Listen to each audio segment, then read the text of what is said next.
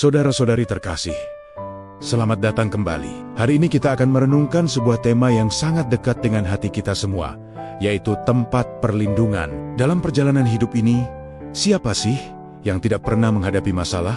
Ada kalanya kita merasa beban hidup begitu berat, menekan dari segala sisi. Kita sudah mencoba segala cara untuk keluar dari pergumulan, tapi rasanya seperti jalan buntu. Namun, ada kabar baik untuk kita semua. Tuhan kita mampu mengubah yang tidak mungkin menjadi mungkin. Mari kita lihat kisah Hana dalam kitab Samuel. Doa dan pujiannya kepada Tuhan bukan hanya ungkapan syukur seorang ibu yang akhirnya mendapatkan anak, tetapi juga pujian dari seorang umat yang benar-benar mengenal Tuhannya. Dalam 1 Samuel 2 ayat 2 dikatakan, "Tidak ada gunung batu seperti Allah kita.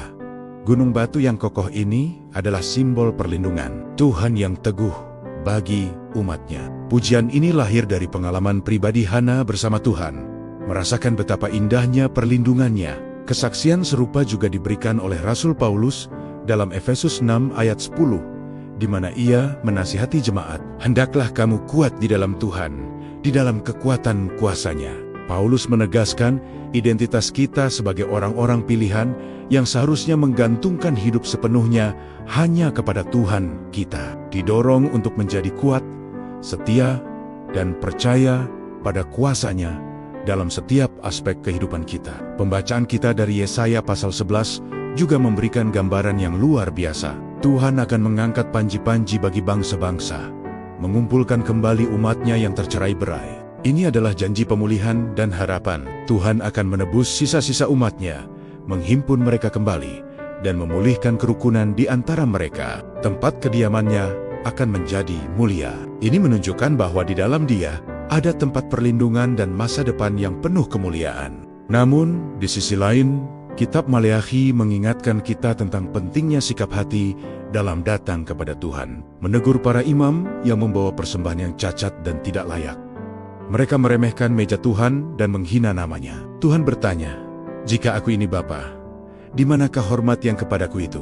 Jika aku ini Tuan, di manakah takut yang kepadaku itu?" Ini adalah pengingat keras bagi kita. Saat kita mencari perlindungan kepada Tuhan, kita harus datang dengan hati yang tulus, hormat, dan memberikan yang terbaik baginya, bukan sisa-sisa yang tidak berharga, karena Dia adalah Raja yang besar, yang namanya ditakuti di antara bangsa-bangsa. Mungkin saat ini, keadaan hidup kita sedang tidak baik-baik saja.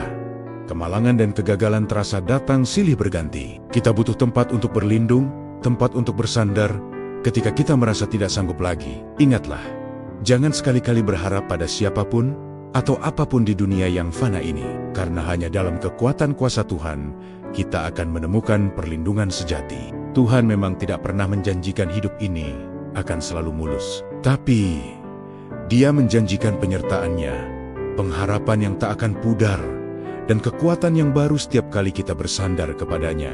Tidak peduli seberapa besar badai yang sedang kita hadapi, selama kita sungguh-sungguh mengandalkan Tuhan, kita akan aman. Jika dunia di sekitarmu terasa goyah, dan hatimu pun ikut bimbang, ingatlah, masih ada Tuhan yang tidak akan pernah tergoyahkan. Tuhan yang selalu ada, yang selalu melindungi, dan yang selalu memberikan kita keselamatan.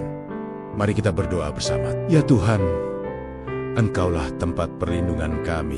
Di tengah badai kehidupan, kami datang kepadamu. Mampukan kami untuk selalu bersandar dan berserah penuh hanya kepadamu.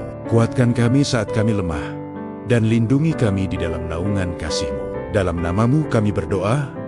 Amin. Terima kasih telah bergabung dalam renungan hari ini. Sampai jumpa di video selanjutnya. Tuhan memberkati.